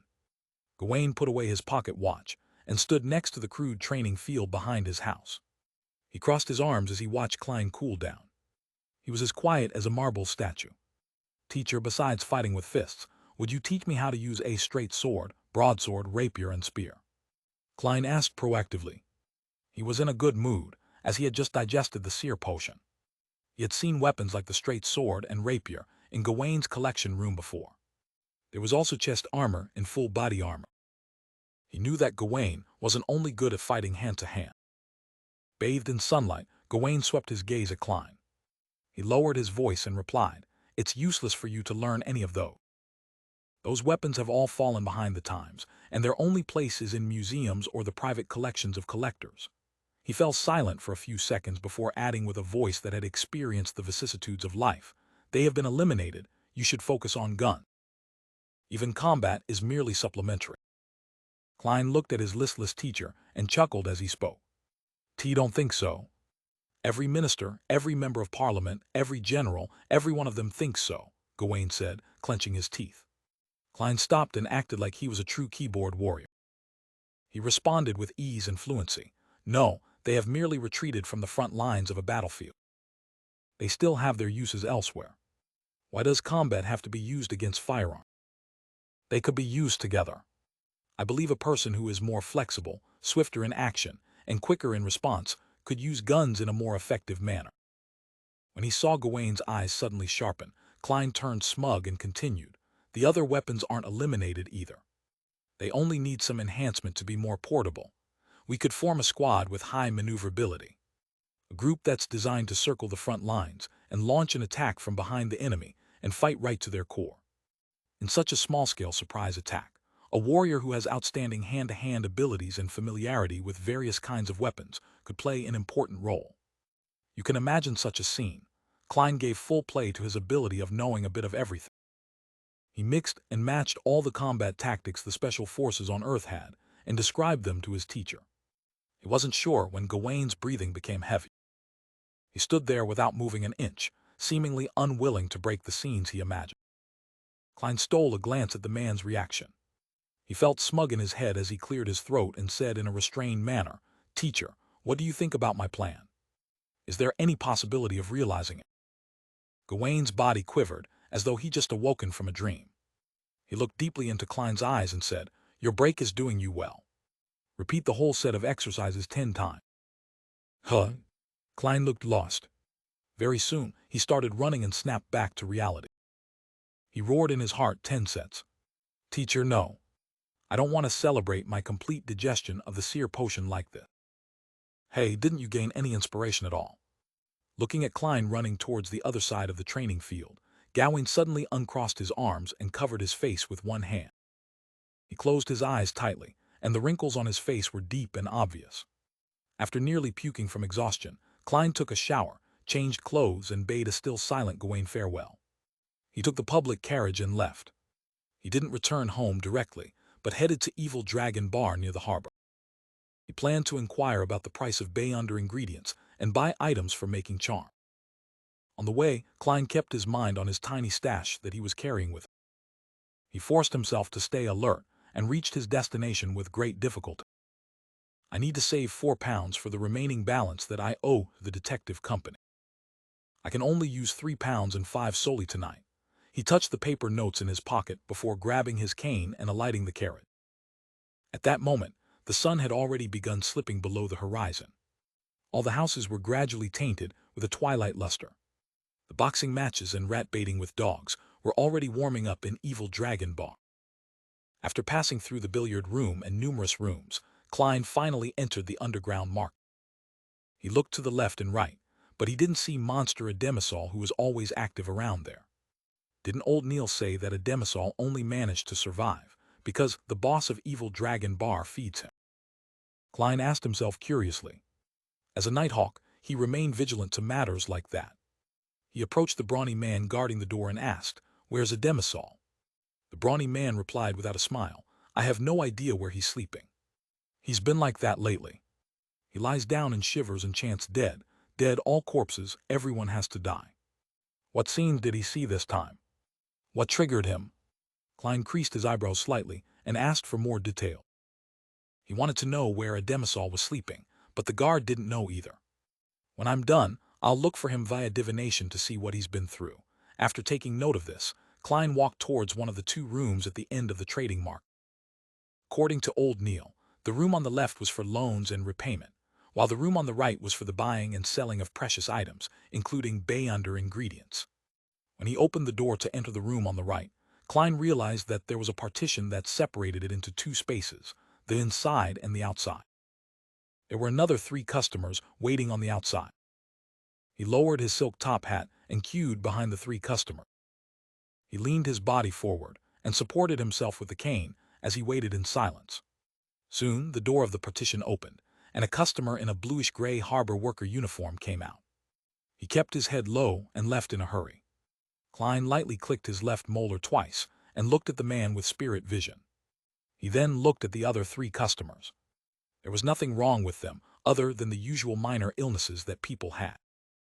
After another 10+ minutes, it was finally his turn. He opened the door and entered the room that was lit with a kerosene lamp. He locked the door and took the seat that belonged to the customer. He looked towards the old man, wearing a black felt hat opposite him. "TD like to know what Bayunder ingredients you have, and at what prices they are being sold." The cheek muscles of the elder were droopy, and the wrinkles at the corner of his eyes were deep, but his body was well built.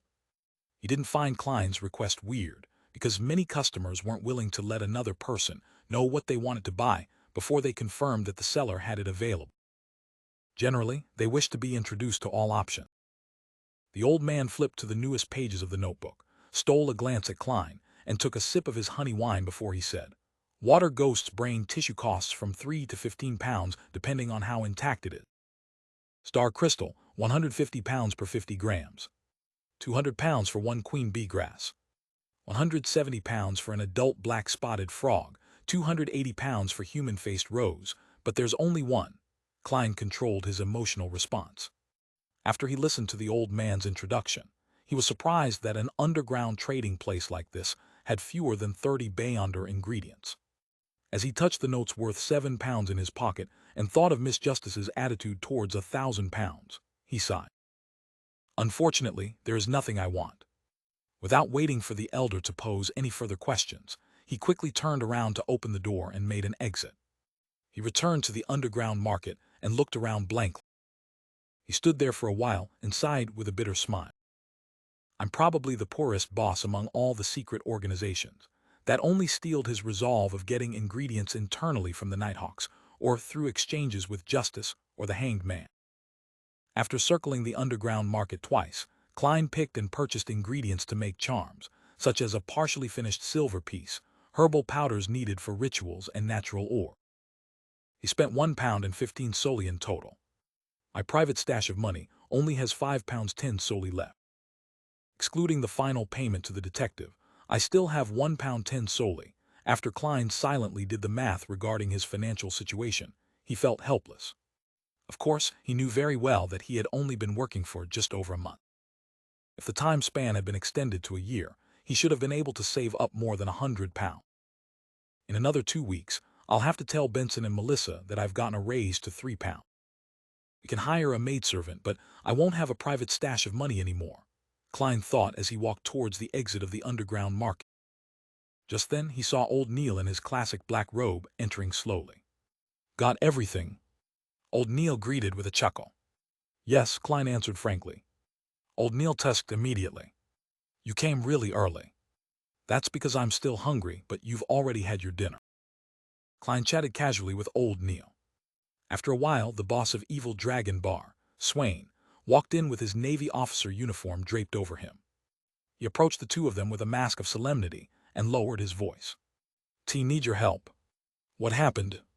Old Neil suddenly turned serious, and Klein couldn't help but feel a tug at his heartstring. Swain's brown hair was messy, and there was a strong smell of alcohol in his breath. He replied in a low voice, "A member from the mandated Punishers has lost control nearby." We have to finish him before he harms any commoners. Lost control. Klein's heart tightened as he nearly blurted out his question. Even though Dunn and old Neil had frequently emphasized the possibilities of losing control and the harm it caused, this was the first time he was experiencing an incident like that. He felt a little horrified, a little lost, a little scared, and a little saddened. He felt extremely mixed emotions. Among the cases that we have to deal with annually, a quarter of them were a result of Beyonders who lost control, and among the quarter of cases, a large number of them are our teammates. Dunn's words flashed past Klein's mind, slowing his reaction. Old Neil, who had experienced many incidents like this, immediately asked, "Where is the rampager? What do you need us to do?" Klein was taken aback from hearing this. He had believed that a sleazy, half-retired personnel like old Neil would find an excuse to reject Swain's request or extort a huge sum in exchange for his help. Never did Klein expect old Neil to participate without any hesitation, not minding the differences between Nighthawks and mandated Punisher. Klein suddenly understood something when he looked at the serious old Neil. It didn't matter if they were Nighthawks, mandated Punishers, or machinery hivemen. Their aim was to stop supernatural powers from harming the innocent and maintain peace and stability in Tingen. If they were met with a dangerous and urgent situation, their sense of duty would propel them to help without hesitation. Swain answered succinctly, "Be my support." He didn't explain why the person lost control or where the rampager was. Instead, he made his way to the exit quickly. This ex-captain of the mandated Punishers was clearly an old alcoholic, but Klein realized that he could not keep up with the man's pace. He needed to break into a jog to ensure that he was not left behind. He turned his head to look at old Neil, only to see the old mystery prior break into a run. The three of them didn't pay any attention to the gazes of the guards on their way there. One of them had an old Navy uniform draped over him, another was in a dark classic robe, and the other in a black windbreak. They charged out of the billiard room and into Evil Dragon Bar. The customers who were drinking shifted their gazes from the rat baiting competition to Klein and company. "T.S. that boss Swain. Where's he going in such a hurry? Did someone default on their loan?" Amidst the soft murmurs, some of the customers focused their attention back to the cave. They once again broke into an uproar, venting the stresses of their day. However, some of the more perceptive customers felt a faint sense of unease. Taboo, taboo, taboo. Klein, old Neil, and Swain ran across the road and entered the harbor district. On that boat, Swain slowed down and pointed at a cargo ship not far away. Two mandated Punishers are circling the rampager, preventing him from entering the Tussock River.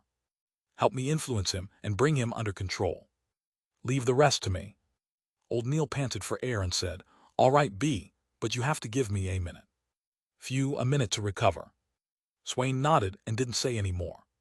He charged up to the ship and joined the fight. Upon hearing the sounds of combat on the ship, old Neil looked at the somewhat nervous Klein. He took out a piece of silver about the size of a baby's palm from a hidden pocket near his waist. He then passed the silver to Klein and said, "Slumber charm." The incantation to activate this amulet is the phrase Evernight in ancient Hermit. After you finish the incantation, inject your spirituality into the charm and then throw it at the target after 3 seconds. All right. Klein extended his hand to receive the charm and felt moved. This charm was carved with Hermes incantations on both sides, as well as the corresponding symbols, path numbers, and the spell's characteristics. He didn't need to activate his spirit vision to feel the deep, serene power flowing within the charm. Old Neil stood up straight and took out a similar charm from his hidden pocket and held it in his palm. He joked as he walked toward the cargo ship, "Do not be too nervous, relax and think about something else. For example, I lent you that charm. If you're going to use it, remember to make one for me in return. Of course, you can wait till next month, when you receive a new quota of materials before you do so." This he really is the experienced old Neil. Klein placed the charm into his left pocket, reached into his holster, took out his revolver, and adjusted the hammer and drum. T don't feel that nervous anymore. He had a gun in one hand and his cane in the other. He made his way up the steps with old Neil and boarded the cargo ship. This cargo ship had obvious signs of age. Although it was powered by steam and had a chimney, it retained its past fixtures such as its mast and sail. Furthermore, only its surface and some other portions were plated with metal, The remaining sections of the ship were still made of wood. As the sounds of the battle intensified, Klein and old Neil suddenly heard a loud noise amid the din while searching for a way to enter the cabin. The wooden cabin was instantly shattered, its fragments flying everywhere. The figure fell through the hole and crashed onto the side of the ship. Klein didn't have the luxury of time to evaluate the man's injuries. His gaze was focused on the monster, which was charging towards the hole. The monster was over 1.8 meters in height and was wearing a tattered shirt and trouser. Its ankles were covered with dark green scales, and a layer of skin had formed between its fingers and toes, as if they were the webbed limbs of an aquatic creature. It had a head covered in wrinkles, still barely resembling a human. Its scales were coated with a sticky fluid that continuously dripped onto the floor. Sizzle! The sticky dark green liquid corroded the deck slightly, leaving visible marks behind. Bam! Swain punched the monster from the side, causing it to stagger 2 steps to the side. Bam! Bam! Bam! Even with the ridiculous muscles Swain had, he was clearly inferior to the monster. Despite having his punches and kicks connect, they were unable to smash through its scales and cause physical harm. Swain was momentarily reduced to a wretched state as he staggered. If not for Swain's astounding sense of balance and the efforts of the other mandated punishers to shoot and suppress the monster, Klein suspected that this blue-eyed elder would have been beaten to death by the monster. Thud, thud, thud. Swain took multiple steps back, then advanced once again like a moth to a flame. But Klein could sense that he was accumulating something, waiting for something. Bam! Swain was sent to retreat, his body obscuring another mandated punisher's field of vision. The monster took this chance to charge towards the opening. It wanted to escape the ship and jump into the tussock river. Looking at the wrinkled, sticky head of the monster, Klein lifted his right hand and pulled the trigger. Bang! The silver demon hunting bullet hit the monster's body just as he predicted. But it had only hit its scales and failed to fully penetrate its body. The monster let out an ear-piercing shriek before it exerted strength with its feet and pounced at Klein. When a stinking fishy smell hit him, Klein suddenly hunched down and rolled to the side. Clang! He felt the ship shake as fragments had hit it as well. At the same time, he heard an old but deep voice recite an incantation in ancient Hermes, Evernight. Klein rolled over 2 more times. He couldn't care about his cane as he lifted his head and revolver in a fluster. All he saw was old Neil tossing out his charm calmly, despite being incredibly close to the monster. The piece of silver was instantly swallowed by a dark red flame and released the faint sound of an explosion. A deep serene power spread forth. The monster, who had almost destroyed the side of the shop, rocked. Its movements became sluggish. Swain charged out from the cabin. He approached the creature and pulled back his arm, hitting the monster like a jackhammer. His punches connected with the head of the monster, but he could barely inflict a wound, let alone cause any fatal damage. But Klein could sense that whatever the blue-eyed elder was accumulating had finally reached its peak. Boom! The monster seemed to recover. It flailed its arm and made Swain take 5 steps back in retreat. Each of his steps caused cracks to form on the deck. Seeing that the monster was about to turn around and jump off the cargo ship, Klein took out the slumber charm from his pocket in a hurry. After which he expertly recited the phrase in ancient Hermes, Evernight. Suddenly, Klein felt the silver charm in his hand turn ice gold, as if it was made from snow. He didn't think too much about it. He injected his spirituality into the charm, then pulled his arm back before throwing it forward, sending the charm flying towards the monster. Meanwhile, the fish and human monster had jumped into the air. The dark red flames illuminated the surrounding darkness, and the faint explosion was like a prelude to slumber as it quickly radiated outward. Bam! The monster fell onto the dock, squirming into a ball. It was temporarily in a half-asleep state. Klein was just about to rush to the side of the boat and shoot at the monster's head when he suddenly saw Swain charge out and jump over, his navy uniform already long gone. He changed his posture in the air, his muscles tightening. Using his spiritual perception, Klein could feel something that had been suppressed erupt. Swain descended from the sky and slammed into the body of the monster. He then straightened his back and landed a heavy fist on the head of the monster. Crack! The monster's skull shattered into pieces. Dark red blood and grayish brain matter, laced with the green sticky liquid, splattered all over the ground. This is one of the abilities of a folk of Rage. Klein muttered to himself as he stood near the broken side of the ship. Old Neil held his left arm and leaned over to look at what had happened below. At that moment, Swain was standing straight. He stared at the monster under his feet that had just lost its life. He took out a metal flask and opened the lid. He drank a good half of the liquor before tilting the flask, pouring the remaining liquor onto the monster. After finishing this, Swain looked like he had aged considerably, his back hunching a little. Old Neil sighed as he looked at the scene below. He whispered to Klein, "I know this mandated punisher who lost control." He had followed Swain for almost 30 years, once clearing water ghosts who had been killing people on the shore. He also captured evil Beyonders who were trying to escape through the Tussock River. He didn't continue, but Klein understood what he wanted to say. A guard who had made many contributions and killed countless monsters ended up becoming a monster himself. This was not an isolated incident. It was a possible outcome that many members of the Nighthawks, mandated punishers, or machinery hivemind would one day face. I see Katalan here, the translator of Loem. I've included the author's notes before the book went premium in China below.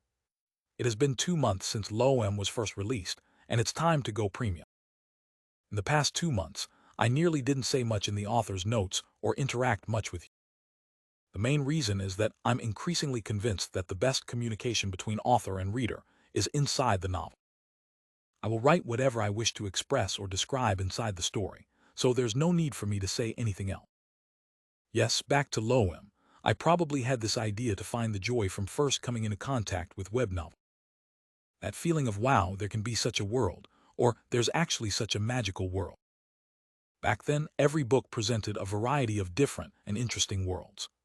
It always exposed me to more, making me unable to extricate myself from those worlds as they expand my imagination. Of course, it has to do with me having little exposure to similar novels.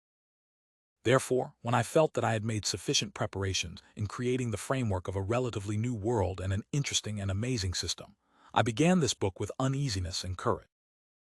With acting, the 22 pathways is core, with 220 potions and 220 jobs. This is a part that I hope the most that can interest everyone. In addition, it mixes in Cthulhu mythos, SCP Foundation elements, and the vibes of the first Industrial Revolution's era and a steampunk world. I read many books and created many settings, but I know that what's most important is to carefully tell this story. I took my time to tell it, which is why the first volume's pace is extremely slow. It's also why chapters consisting of more than 410,000 plus Chinese characters, 255,000 plus English words, were released free. I wanted to honestly develop the plot and accentuate the characters to portray the world. I didn't seek so-called climaxes and presented the scenes in my heart to you. Thanks to Ma'am's writing, I was able to have standards that can attract others when writing slice-of-life parts, allowing me to be equipped with the ability and writing flair needed to honestly tell a story. In the past, I learned how to express, or it could be said that every writer or author can innately express. But now, I feel that I've begun restraining myself. Many a time, I would not describe it, but use actions, speech, and expressions to present the emotions, without any inner monologue. I might not even use actions, speech, and expression, just describing it coldly, like the chapter with the female lead worker. It's also my wish to maintain standards at critical points in Loem. This book's various frameworks are probably the most complete one among all my books. Look forward to how I handle everything. This is my thoughts and attempts for this book. I hope everyone will like it. I wish you can support me by paying for premium chapters. After all, I still need to make a livelihood. I still need to meet the demands of my wife. I've always been a normal person, and I've never had any doubts to that. At the same time, I'm also a person who's very lazy and have many personality problems. I once thought of organizing my own fan club like other authors, but it's really frustrating and tiring. Then there was no more thens. I once thought of having a Weibo-sup 1/sub to amass some popularity, but it's really frustrating and tiring. Then there was no more thens. I've already lost track of the last time I updated on Weibo. I made a public WeChat account and attempted writing some things, but it's really frustrating and tiring. Then there are updates only once in a while. I attempted to hire others to help me run the social media account, but I always find it awkward and embarrassing seeing the content posted by others. So I stopped it. Phew, I wish to be a mediator for myself. Admit it, you are a lazy person. You are a person who is flawed when it comes to social interaction. You are a thin-skinned person who wants face at the cost of your life. You are a person who doesn't like getting disturbed by various miscellaneous matter. You are just like it is to wash a pig, is to waste both water and soap. Perhaps what I can do well and am willing to do well is to write novels, the depiction of the story in my heart. That is how I reconcile with myself, not to live on awkwardly or force myself to become popular. For the public account, I'll post something when I think of it. If there's nothing, forget it. Well, reconciliation is just an artistic way of saying convincing. The accurate description should be to live in self-abandonment. Rubs hands nefariously. After this communication, we will have premium chapters for the next update. I'll make my plea here for you to support premium and vote with your power stone. There will be a mass release. Really, I have a stockpile. Well, there will at least be 5, maybe 6. Gathering Klein looked at Swain standing before the monster's corpse, before looking sideways towards the mandated Punisher, who was helping his semi-conscious partner up by the arm. Klein suddenly felt an indescribable sadness. It was almost impossible for members of the Nighthawks, mandated Punishers, and the machinery hivemen to be known as heroes. The things they did were never made known to the public, but only hidden in confidential dockets. But the danger and pain they endured were ever so real. Perhaps there would be a day when my enemy will be one of my teammates. Klein sighed silently.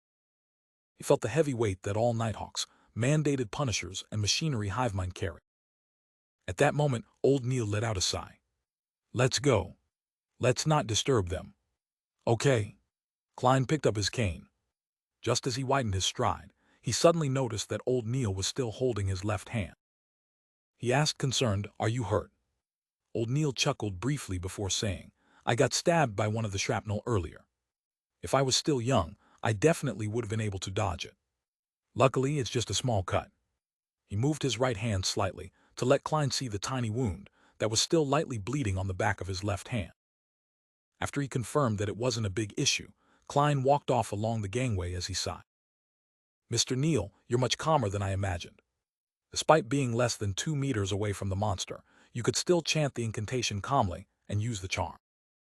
Although the rampaging mandated Punisher had leaped towards Klein in the form of a monster, old Neil was physically very close to him the entire time. Old Neil chucked at the compliment.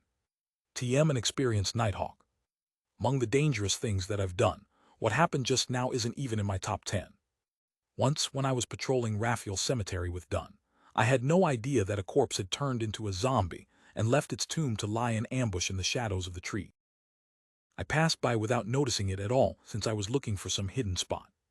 Hess, you know what I mean." In the end, he leapt onto my back and seized my throat. Klein felt gripped by terror when he heard the recollection as he voiced out his guess. "And under such a situation, you were still calm enough to use a charm. Or did you use some spell that a mystery prior could cast quickly?" Old Neil stole a glance at him and chortled. "No, Dunn managed to drag that zombie into a slumber in time. I'm telling you this story to tell you that, as a Nighthawk, you not only have to believe in yourself, you also have to trust your teammates too." Klein fell silent for a few seconds. Then he replied both sincerely and jokingly, "Mr. Neil, you are so wise today." Old Neil did a tiny hop and found his footing on the pier. He replied in disdain, "That's because you only get to know the most trivial side of me usually." The two of them left the harbor and walked towards Evil Dragon Bar. Klein put away his revolver, set his cane aside, and took off his jacket.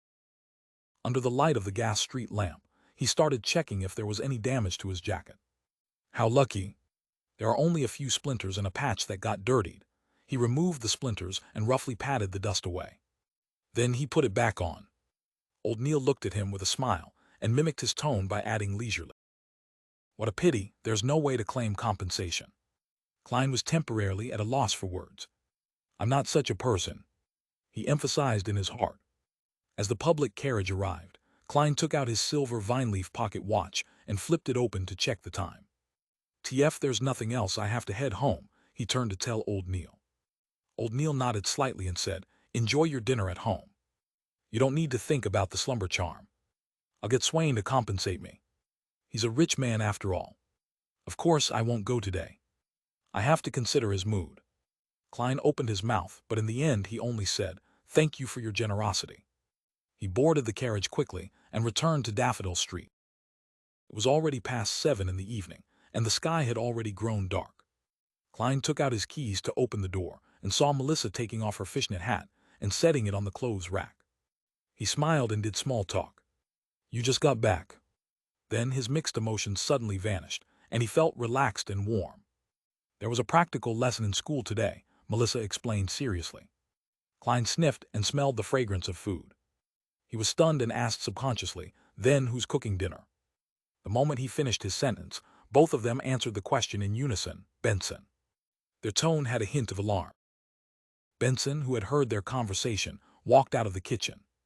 While wiping his hands on an apron, he said, "Do you have no confidence in my cooking? I remember that before Melissa learned how to cook, you two would wait for me to come home and watch me cook with anticipation. Actually, cooking is so easy. You want potato beef stew. Put in the beef first, then the potatoes, then add some seasoning." Klein and Melissa exchanged glances and remained silent. Putting aside his cane and took off his hat, Klein turned around and smiled. "Do you think it's time to hire a maidservant? It's very unhealthy to not eat dinner on time. But I don't want to have a stranger next to us when we chat. That'll make me feel uncomfortable," Melissa said, subconsciously finding an excuse to object. Klein spoke with a smile as he took off his jacket. "T don't mind." Just then his expression froze and he stopped what he was doing. "I almost took off my jacket. I still have a revolver at my armpit, ahem." He cleared his throat and pretended nothing happened. "Don't mind her. When we get home, we can let the maidservant rest in her room. I doubt any maidservant would dislike resting. We must find a maidservant who's willing to learn how to cook."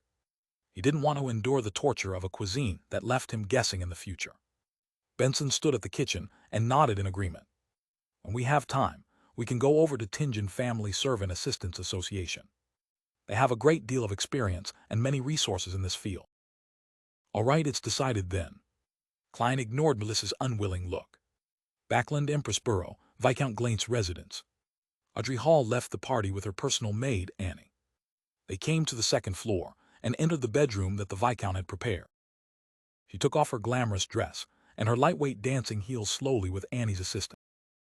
She then put on a black hooded robe that she had prepared ahead of time.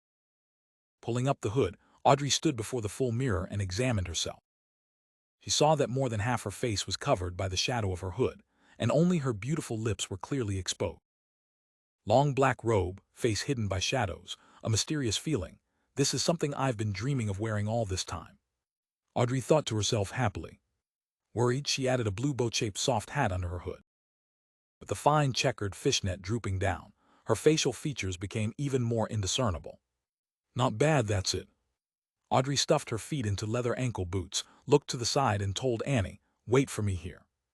No matter who comes, do not open the door." Annie looked at her helplessly and said, "But you have to make sure that your trip doesn't take more than an hour. You should trust me. I've kept my promise every single time in the past." Audrey smiled and leaned in towards her personal maidservant. She hugged her and kissed her cheek as etiquette demanded. Then she walked quickly and pulled up her hood. Turning around, she exited the bedroom through a secret door. She walked all the way down and came to the side door of the Viscount's residence, where she saw that there was already a carriage waiting there. Glaint stood amidst the shadows as he glanced at Audrey and complimented sincerely, "By dressing up like this, you are really, like the description Emperor Roselle often used. Very cool." "Thank you." Audrey pulled up an imaginary skirt and curtsied elegantly. The two of them got into the carriage and left the villa. They arrived at a house about 10 minutes away. Outside the house, Audrey saw Apprentice Fours Wall and her friend, Tribunal Ziodericha, whom she had been seeing recently. For's slightly wavy brown hair and her light blue eyes showed a natural laziness. She pointed at Ziodericha next to her and said, "She's an excellent persuader, capable of helping you get things that you want." Ziodericha was slightly shorter, about 150 cm at most. Her facial features were soft, but she seemed pretty young and immature. Although her shoulder-length blonde hair was messy and unkempt, and she was in a traditional night training suit, she carried an indescribable look of dignity and a convincing charm. Audrey had met her a few times. She smiled faintly and greeted, "Miss Zio, can I trust you?" You don't have to worry at all. Theoderica smiled and gestured with her hand. Just as she walked to follow Audrey and Viscount Glaint, they heard a sudden thud.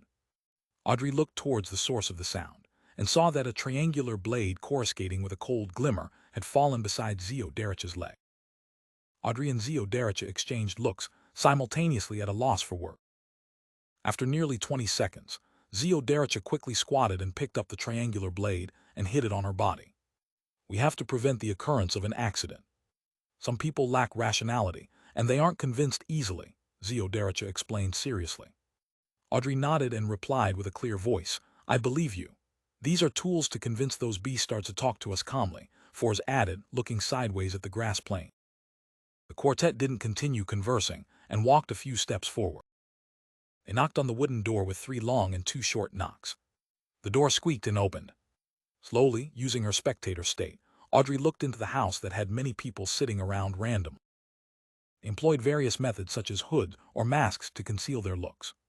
Some didn't even bother and exposed their faces openly. Almost instantly, Audrey noticed a black-robed man on a single-seat sofa.